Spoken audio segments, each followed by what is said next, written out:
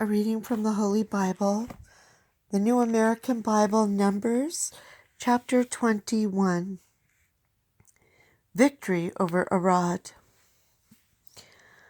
When the Canaanite king of Arad, who lived in the Negeb, heard that the Israelites were coming along the way of Atharim, he engaged them in battle and took some of them captive. Israel then made this vow to the Lord: "If you deliver this people into my hand, I will doom their cities." Later, when the Lord heeded Israel's prayer and delivered up the Canaanites, they doomed them and their cities. Hence, that place was named Hormah, the bronze serpent. First there's a note pertaining to chapter 21, verse 1 through 3. The account of this episode seems to be a later insertion here. For Numbers 21:4 belongs logically immediately after Numbers 20:29.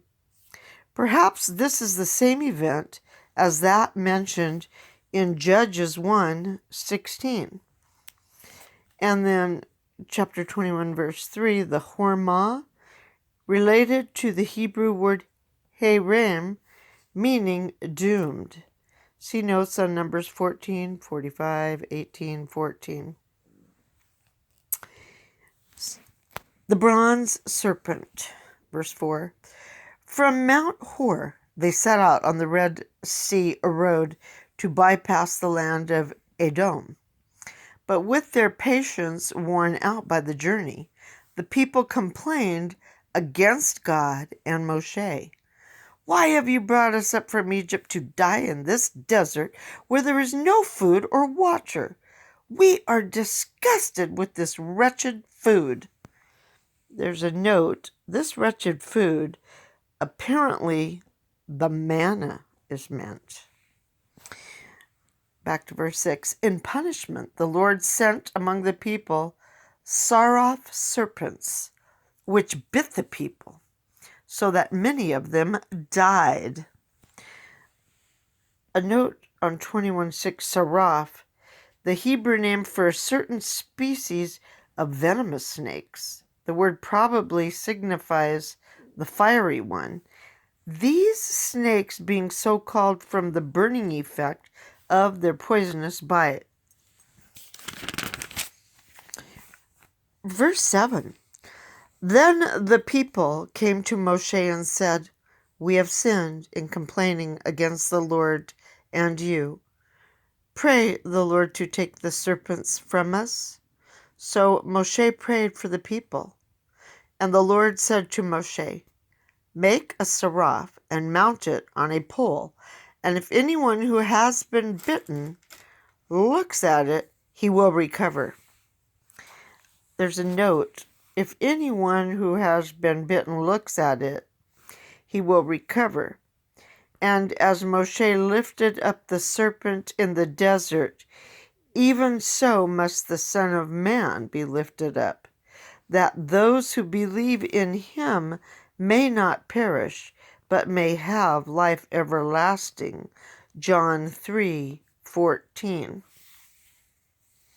To verse 9. Moshe accordingly made a bronze serpent and mounted it on a pole, and whenever anyone who had been bitten by a serpent looked at the bronze serpent, he recovered. Verse 21:9, King Hezekiah, in his efforts to abolish idolatry, smashed the bronze serpent which Moses had made, or Moshe had made. See 2 Kings 18:4. Journey around Moab. The Israelites moved on and encamped in Oboth. Setting out from Oboth, they encamped in Iye Abarim, in the desert fronting Moab on the east. Setting out from there, they encamped in the Wadi Zered. Setting out from there, they encamped on the other side of the Arnon, in the desert that extends from the territory of the Amorites, for the Arnon forms Moab's boundary with the Amorites. Hence, it is said in the book of the wars of the Lord, Waheb in Suphah and the Wadis. There's a note, the book of the wars of the Lord, an ancient collection of Israelite songs, now lost. Waheb in Suphah, since neither place is mentioned elsewhere, it is quite uncertain whether these dubious Hebrew words are even to be considered as place names. Some Hebrew words apparently lost must have preceded this phrase. Verse 15. Arnon and the Wadi gorges that reach back toward the site of Ar and slant to the border of Moab. From there they went to Be'er, where there was the well of which the Lord said to Moshe, "Bring the people together, and I will give them water." A note pertaining to 21 verse 16, Be'er means a well. Verse 17, then it was that Israel sang this song, "Spring up, O well, so sing to it, the well that the princes sank, that the nobles of the people dug with their scepters and their staffs." From Be'er they went to Mattanah, from Mattanah to Nahaliel, from Nahaliel to Bamoth,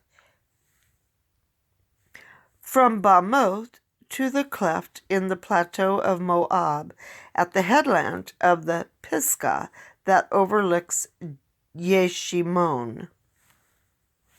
Yeshimon is the wasteland in 1 Samuel 23, 19, 24, and 26, 1, 3. This is the desert of Judah, on the western side of the Dead Sea. But here and in Numbers 23, 28, it seems to refer to the southern end of the Jordan Valley, where Beth Yeshimoth was situated. Victory over Sihon. Now Israel sent men to Sihon, king of the Amorites, with the message, "Let us pass through your country. We will not turn aside into any field or vineyard, nor will we drink any well water, but we will go straight along the royal road until we have passed through your territory." Sihon, however, would not let Israel pass through his territory, but mustered all his forces and advanced into the desert against Israel. When he reached Jahaz, he engaged Israel in battle, but Israel defeated him at the point of the sword and took possession of his land from the Arnon to the Yabok and as far as the country of the Ammonites, whose boundary was at Yasser. Israel seized all the towns here and settled in these towns of the Amorites, in Heshbon and all its dependencies. Now Heshbon was the capital of Sihon, king of the Amorites, who had fought against the former king of Moab and had seized all his land from Yazer to the Arnon. That is why the poets say, "Come to Heshbon, let it be rebuilt. Let Sihon's capital be firmly constructed. For fire went forth from Heshbon, and a blaze from the city of Sihon. It consumed the cities of Moab and swallowed up the high places of the Arnon. Woe to you, O Moab! You are ruined, O people of Chemosh. He let his sons become fugitives, and his daughters be taken captive by the Amorite King Sihon. A note regarding Chemosh, the chief god of the Moabites, and mentioned as such in the famous inscription of Mesha, king of Moab, who was the contemporary of the dynasty of Omri in Israel. 1 Kings 11, 7:33, 2 Kings 29:13, Jeremiah 48, 7:13.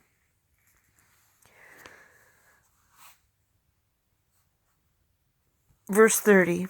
Their plowland is ruined from Heshbon to Dibon. Ar is laid waste. Fires blaze as far as Medeba. When Israel had settled in the land of the Amorites, Moshe sent spies to Yaser. Israel then captured it with its dependencies and dispossessed the Amorites who were there. Victory over Og. Then they turned and went up along the road to Bashan. But Og, king of Bashan, advanced against them with all his people to give battle at Edrei. The Lord, however, said to Moshe, "Do not be afraid of him, for into your hand I will deliver him with all his people and his land. Do to him as you did to Sihon, king of the Amorites, who lived in Heshbon." So they struck him down with his sons and all his people, until not a survivor was left to him, and they took possession of the land. The word of the Lord. Thanks be to God.